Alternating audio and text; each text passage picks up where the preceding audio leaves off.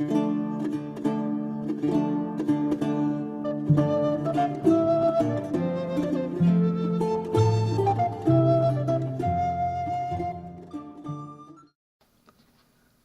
ago, the people of Brittany, in what is now northwestern France, recorded strange tales rhymed in a language similar to Cornish, which they sung to accompaniment of instruments, or read to themselves for pleasure. I shall bring to mind one of these, and recall it for you as faithfully as I can. But first, I should explain that I have studied neither at Oxford nor at Cambridge, and please forgive my country accent. I have never slept on Mount Parnassus or been kissed by the nine Muses to my knowledge, and I have never read the Roman author Cicero.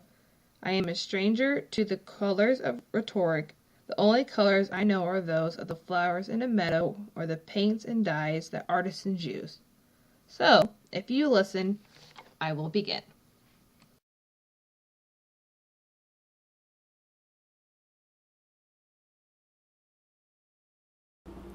Dorigen, Dorigen's friends, Avragus,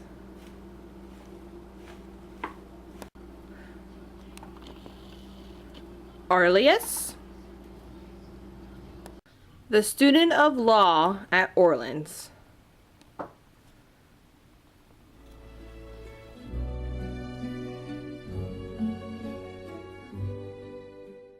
The Franklin's Tale begins with the courtship of the Breton knight Avragus and Dorigen, who came to be married happily. Their marriage was one of equality, in which neither of the two was master or servant.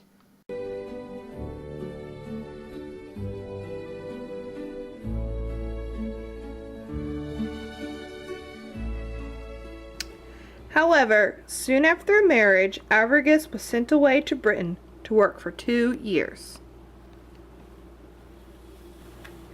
Dorigen wept over his absences despite the letters that he sent home to her.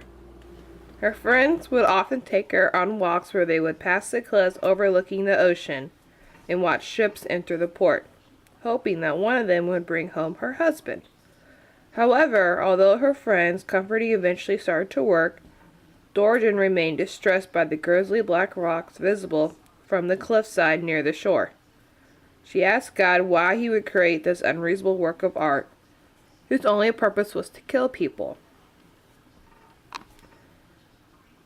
Her friends, seeing how terrible Dorigen feared that whatever ships brought her husband home would crash on these rocks and sink.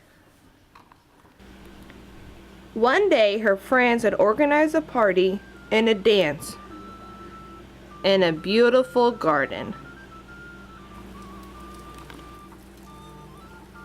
It was at this dance that Arlius, the squire, danced in front of Dorigen. He was fresh and well dressed as the month of May. His singing and dancing was better than any other man's, and he was one of the most handsome men alive.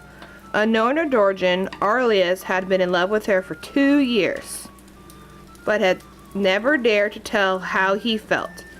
It was during this dance that Arlius addressed Dorigen, wishing that he, and not her husband, has been sent away across the sea, before begging her to have mercy on him and revealing his love for her. Dorigen responded by sternly rebuking Arlius, telling him that she would never be an untrue wife and had no intentions of leaving her husband. Dorigen added that she would be Arlius' love on the day that all the rocks were removed from the coast. This made Arlius sigh heavily. "Madam," he said, "this is impossible." The dance ended and the guests went home, except for poor, sorrowful Arlius, who fell to his knees and holding his hands to heaven and prayed for the gods for mercy.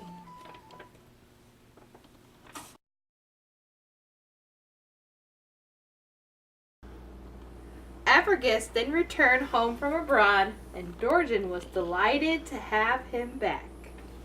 2 years passed, and Arlius lay in torment and without comfort, except for his brother, a clerk, who suggests that he meet a student of law at Orleans who was well versed in the sciences of illusion and magic. He is heading towards Orleans to meet the student of law of magic and illusion. Arlius met the student of law, and he showed him the various illusions of various kinds he had. The man eventually agreed to remove the rocks from the coast for 1,000 pounds. "Fie on 1,000 pounds," responded Arlius. "Never mind 1,000 pounds, I'll give you the whole wide world." He promised to pay the man. The next morning, the student of law and Arlius traveled to Brittany.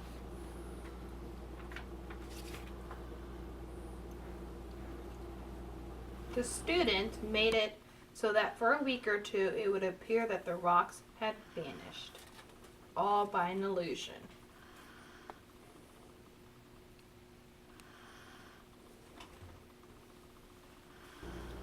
Arlius, who now knew that there was no obstacle to his deal with Dorjan, he said grateful prayers and eventually came to his lady and explained to her in courtly formal terms how he had fulfilled their bargain. She stood astonished, entirely white, never thinking that such an occasion could arise, and went home despairingly. Avragus was out of town, and Dorjan was overcome with grief, realizing that she must forfeit either her body or her reputation. She thought about the numerous instances in which a faithful wife or a maiden destroyed herself rather than submitting herself to another. She cited the maidens of Lacedaemon and chose to be slain rather than defiled. Hasdrubal's wife, who committed suicide during the siege of Carthage, and Lucerque, who did the same when Tarquin took her by force. When Avragus returned home and Dorjan told him the truth what had happened, he told her that he will bear the shame of her actions and that adhering to her promise is the most important thing. He therefore sent her to submit to Arlius.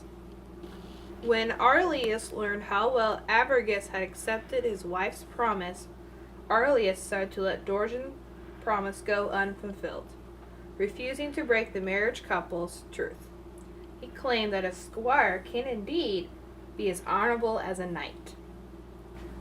Arlius then went to go pay the law student of Orleans.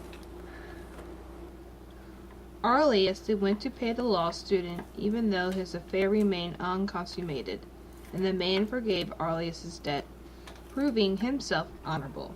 The tale ends with this posing question. Who do you think was the most generous? Arlius? Avragus? Or the student of law?